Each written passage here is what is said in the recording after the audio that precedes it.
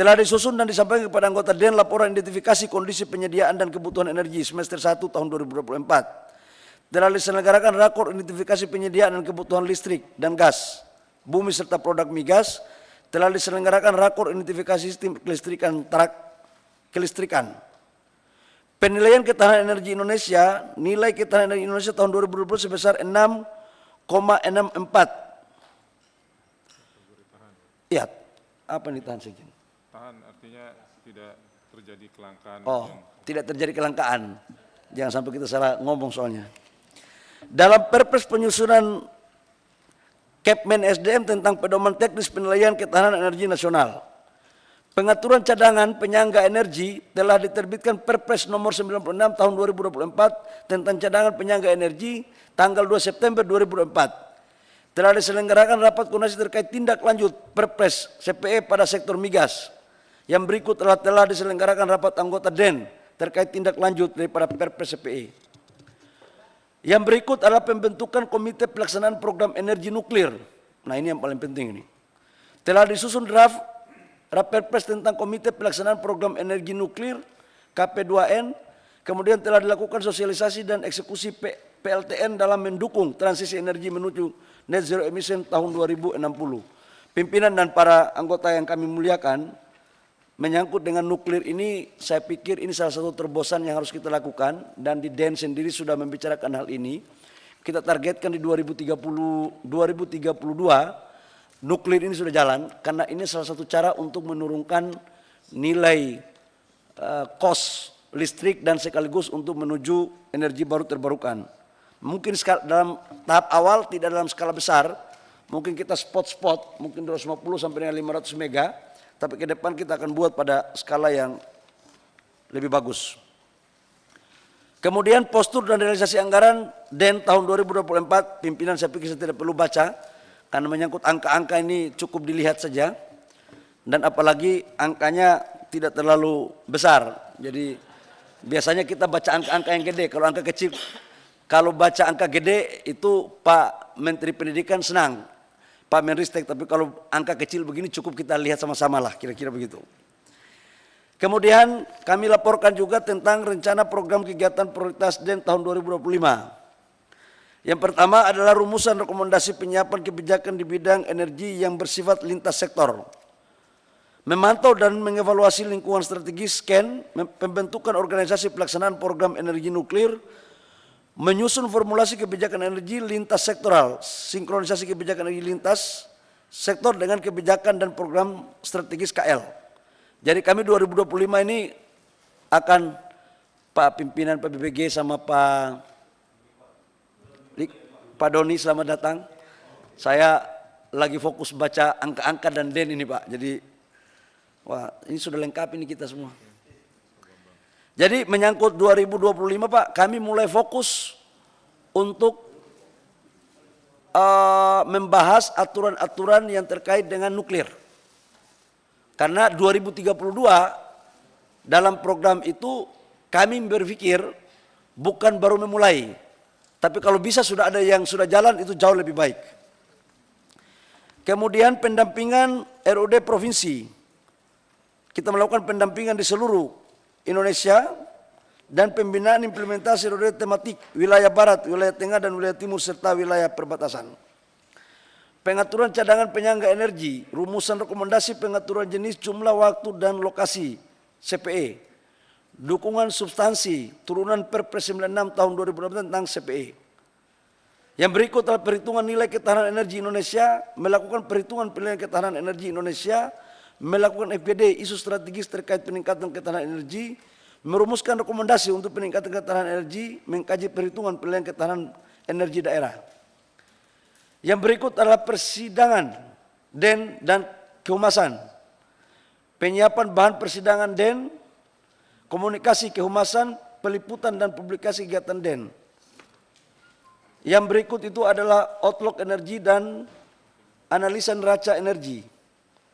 Analisa pengelolaan energi untuk memberikan gambaran pengelolaan energi sampai dengan 10 tahun ke depan dengan mempertimbangkan perkembangan energi global, NDC dan net zero emission.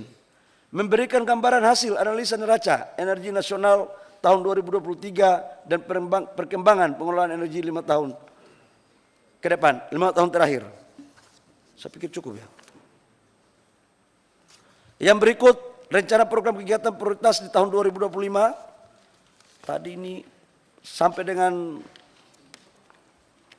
revisi Perpres nomor 22 tahun 2017 tentang RUN, menyusun revisi Perpres RUN bersama pemerintah. Yang berikut mengidentifikasi daerah potensi krisis energi dan atau darurat energi. Identifikasi dan pemantauan kondisi penyediaan dan kebutuhan energi BBM, LPG, tenaga listrik, gas bumi. Pelaksanaan simulasi sidang anggota DEN terkait penetapan dan penanggulangan krisis Daren. Perhitungan nilai indeks kemandirian energi. Penentuan kriteria dan indikator kemandirian energi, melakukan perhitungan penilaian kemandirian energi. Kemudian evaluasi bauran energi nasional dan daerah. Menyusun rumusan rekomendasi atas evaluasi pencapaian bauran energi nasional. Menyusun rumusan rekomendasi atas evaluasi pencapaian bauran energi daerah untuk 33 provinsi minus provinsi baru. Menyusun laporan hasil pengawasan pencapaian implementasi matrik program RUN pada 13 KL. Menyusun rumusan rekomendasi atas hasil pengawasan implementasi RUN terkait pengelolaan energi fosil dan peningkatan pemanfaatan energi baru serta energi baru terbarukan. Yang terakhir, seleksi anggota unsur pemangku kepentingan APK DEN periode 2026 sampai dengan 2030. Sudah mau selesai juga barang ini? Sudah, Pak. Oh, baru sadar kita. Yang nggak terpilih bisa daftar ini, Pak. Yang pertama adalah pembentukan panitia seleksi calon APK DEN. Yang kedua, pengumuman pembukaan seleksi calon APK DEN. Yang ketiga, pelaksanaan seleksi calon APK DEN. Jadi Bapak Ibu semua yang di Komisi 7 kemarin yang mungkin belum diberikan amanah oleh rakyat lagi, ini ada amanah rakyat lagi untuk bisa kita masuk ikut seleksi. Karena ini nanti terakhir kan yang memilih Bapak Ibu juga. Jadi tim seleksinya dari mana, Pak? Dari kita, Pak. Oh, cuman tim seleksi dari SDM, Pak. Jadi bisa terjadi komunikasi yang produktif. Yang berikut tentang anggaran DEN tahun 2025 dan histori anggaran, saya pikir tidak perlu saya jelaskan karena seperti ini saja, Pak, cukup dibaca dan dipahami. Itu beberapa hal yang perlu kami laporkan pada kesempatan yang berbahagia ini, karena prinsip kita adalah bagaimana caranya untuk kita mendorong kedaulatan energi. Kami terus mencari solusi, berdiskusi, dan mengkaji agar hal-hal yang sudah menjadi arahan kebijakan Pak Presiden Prabowo ini bisa kita lakukan. Termasuk dalamnya adalah RUPTL untuk mendorong pertumbuhan ekonomi kita 6-7-8%. Dalam RUPTL kita sudah dorong, sekarang konsumsi per kapita kita akan kita dorong sampai dengan 6.300. Kalau hanya 5.000 sampai dengan 5.300 itu pertumbuhan ekonominya di bawah 6%. Kita akan dorong sampai dengan 6.000 lebih, agar itu ketika terjadi pertumbuhan ekonomi kita tidak mengalami krisis energi. Dan yang berikut adalah Bapak Ibu semua, kami juga sekarang lagi mendorong untuk percepatan POD yang hasil sumur yang sudah selesai eksplorasi.